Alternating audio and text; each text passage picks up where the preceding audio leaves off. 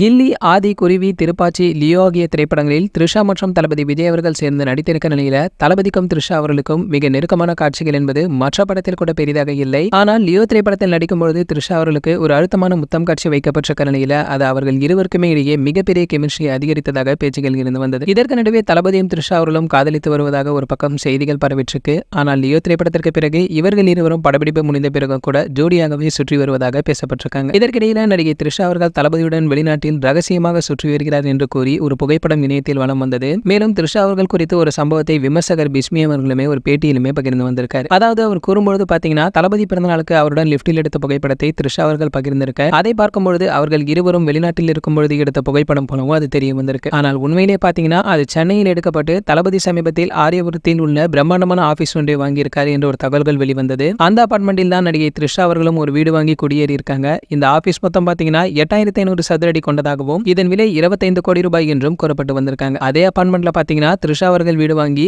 அந்த வீட்டுடைய விலை 17 கோடி என்று கூறப்படுகிறது. அந்த அபார்ட்மெண்டில் லிப்டில் எடுக்கப்பட்ட புகைப்படமாக தான் அது இருக்கும் என்றும் கூறி வந்திருக்காரு பிஸ்மி அவர்கள்.